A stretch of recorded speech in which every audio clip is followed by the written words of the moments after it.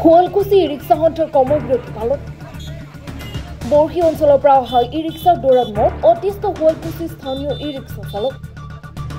Sualkuchi e-rickshaw চালক সন্থাৰ অন্তৰ্ভুক্ত নোহোৱাকৈ একাংশ ই-ৰিক্সাৰ অবাধ দৌৰাত মত বস্ত্ৰনগৰীৰ বিভিন্ন প্ৰান্তত নিৰ্ধাৰিত নিৰীক্ষৰ ভাড়াতকৈ অধিক ভাড়া সংগ্ৰহৰ অভিযোগ এইসমূহ ই-ৰিক্সাৰ বিৰুদ্ধে সন্থাৰ। আনহাতে যাত্ৰীৰ লগত দুৰ্ব্যৱহাৰ, যাত্ৰীয়ে ভুলতে বাহনত এৰি যোৱা সামগ্ৰী হৰলুকি কৰাৰ অভিযোগ এইসমূহ ই-ৰিক্সাৰ বিৰুদ্ধে। যাত্ৰীসকলক এইসমূহ ই-ৰিক্সাৰ বিৰুদ্ধে সজাগ হ'বলৈ আহ্বান শুৱালকুছি ই-ৰিক্সা চালক সন্থাৰ। বৰশী অঞ্চলৰ পৰা অহা এইসমূহ ই-ৰিক্সা চালকক শুৱালকুছি ই-ৰিক্সা চালক সন্থাত চামিল হ'বলৈ আহ্বান।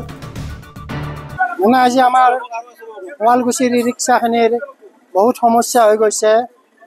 যেনেকুৱা ধৰক আমাৰ শালপাত মাৰা যোৱাৰ পিছত আমি ৰিক্সা চলাই পৰিয়ালটো পোহপাল দি আছোঁ। এতিয়া কেনেকুৱা হৈছে ধৰক কোনোবাই ৰেলৱে চাকৰি কৰিছে, ৰিটায়াৰ হৈছে, তেখেতে 5খন ৰিক্সা কিনিছে, কিনি কিনে বাহিৰৰ মানুহক ভাড়া দিছে। তাৰ সেইখিনিৰ কাৰণে মানে আমাৰ গাঁৱৰ মানুহখিনিৰো অসুবিধা হৈছে বাহিৰৰ ৰিক্সাখিনিৰ কাৰণে। ধৰক আজি কেইদিনমান আগতে হৰিপুৰৰ পৰা এজনী মাইকী মানুহে ভাণ্ডাৰৰ পৰা চাউল আনিছিলে। সেই চাউলো নাই, বহিও নাই, ৰিক্সাৱালাই লৈ গুচি গৈছে। বাহিৰৰ ৰিক্সা কোনেও চিনি নাপায়, আমাৰ বহীটো এণ্ট্ৰি নাই। আজি 4 দিন হ'ল এই তিলকচন্দ পাহাৰৰ এজনী আশা বাইদেউ আছে, তেখেতে মেডিকেলৰ দুৱাৰমুখত উঠিছে, নৌপাৰাত অলপ বস্তু লওঁতে বেগখন ৰিক্সাতে থাকিলে। বেগখনৰ ভিতৰত মোবাইল আছিলে, বেংকৰ বহী আছিলে আৰু মানে অন্তঃসপ্ত হোৱা মহিলা এজনীৰ ৰিপৰ্টখিনিও আছিলে। মাইকী মানুহজনী নমাৰ লগে লগে ৰিক্সাখনে গোটেইখিনি বস্তু লৈ গুচি গৈছে। সেইখিনি সমস্যাৰ কাৰণে মানে আমাৰ বহুত দিগদাৰ হৈছে। বাহিৰৰ ৰিক্সা আছিলে, আমাৰ সন্থাত এই কমপ্লেইন দিছে, আমি কিন্তু চিনাকি কৰি দিব নোৱাৰিলোঁ। কিহৰ কাৰণে নোৱাৰিলোঁ? তেখেতৰ আমাৰ সন্থাত মানে এণ্ট্ৰি নাই, নাম অন্তৰ্ভুক্ত হোৱা নাই।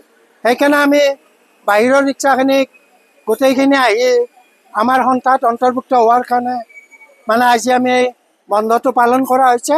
আৰু এইখিনিতে আমি শুৱালকুছিবাসী ৰাইজকো অলপ সজাগতা কৰি দিয়া হৈছে যে ৰিক্সাখনত উঠোঁতে অলপ চাই চিতি উঠিব লাগে, তেতিয়াহে আমি বস্তুখিনি ভঁৰালে উলিয়াই দিব পৰা যায়। সেইখিনিয়ে আমাৰ সমস্যা। আচ্ছা, ই ৰিক্সা বন্ধ ৰখাৰ কাৰণবোৰ হ'ল আমাৰ এটা সদৌ শুৱালকুছি ই ৰিক্সা সন্থা বুলি আছে। ইয়াত অন্তৰ্ভুক্ত নোহোৱা বহুত ধৰক বাহিৰা অঞ্চলৰ ৰিক্সাবোৰ আহি ইয়াত চলি থাকে। চলি থকাৰ ফলত তেওঁলোকৰ মনোমালিন্য কৰি কিছুমান মানে গ্ৰাহকৰ পৰা, পেচেঞ্জাৰৰ পৰা অৰ্থাৎ ভাড়া গ্ৰহণ কৰে। যিটো আমাৰ নিৰিখ বান্ধি দিয়া হৈছিল, সেই নিৰিখত তেওঁলোকে ভাড়া নলয়। যিকোনো প্ৰকাৰ এটা মানে কি কয় ধৰক মানে ভাড়া বেছিকৈ লোৱা মানে আমাক পেচেঞ্জাৰে কমপ্লেইন দিয়ে সন্থাটোত। প্লাছ আৰুতো আমাৰ আগৰজনে ক'লে বহুত বস্তু হেৰাইছে, কাৰণ এতিয়া অচিনাক্ত মানুহ, তেওঁলোকে আমাৰ অন্তৰ্ভুক্ত নোহোৱা মানুহ, তেওঁলোকে আহি ভাড়া মাৰে বা তেনেকৈ হৰলুকি কৰে পেচেঞ্জাৰৰ বস্তু। এনেকুৱা ঘটনা ঘটিছে। উপভোক্তা বক্তাজনটো ক'লেই তেনেকুৱা ঘটনা যথেষ্ট হৈছে ইয়াত। আজি এটাই নহয়, যথেষ্ট। সেইকাৰণে ভাবিছোঁ কি তেওঁলোকে আহক, আমাৰ লগত সহযোগ কৰক, আমাৰ সন্থাত আহক। তেওঁলোকে আমাৰ এটা ষ্টিকাৰ আছে, সদৌ শুৱালকুছি ই ৰিক্সা সন্থা বুলি ষ্টিকাৰ আছে। ষ্টিকাৰবোৰ তেওঁলোকে গ্ৰহণ নকৰে, যাৰ ফলত আমাৰ চিনাক্ত কৰিবও দিগদাৰ। তাত আমাৰ নাম্বাৰ আছে, নাম্বাৰ থাকিলে আমি সেইজন মানুহক আমি চিনাক্ত কৰিব পাৰোঁ। যিহেতুকে নাম্বাৰ নাথাকে, বাহিৰৰ ৰিক্সা আমাৰ ধৰিব দিগদাৰ হয়। তেনেকৈ আমাৰ শুৱালকুছি ৰাইজৰ বা ওচৰৰ অঞ্চলৰ ৰাইজৰ বহুত অসুবিধা সৃষ্টি, মানে তেওঁলোকে অসুবিধা পাইছে। আমাক আহি কমপ্লেইন কৰে আমাৰ নাম্বাৰ নাই, তেওঁলোকৰ গাড়ীবিলাকৰ নাম্বাৰ নাই, আমি ধৰোঁ কেনেকৈ? তথাপিও যিখিনি পাৰোঁ আমি কষ্ট সহকাৰে তেওঁলোকক মানে যিখিনি পাৰোঁ সহায় কৰি দিওঁ। সেইকাৰণে এইখিনিয়ে আৰু ক'বলগীয়া, যাতে আমাৰ ৰাইজবোৰ সজাগ হয়, এইখিনিয়ে ক'বলগীয়া। শুৱালকুছিৰ পৰা ৰিংকু বড়ো, ৰিপৰ্ট গ্ল'বেল।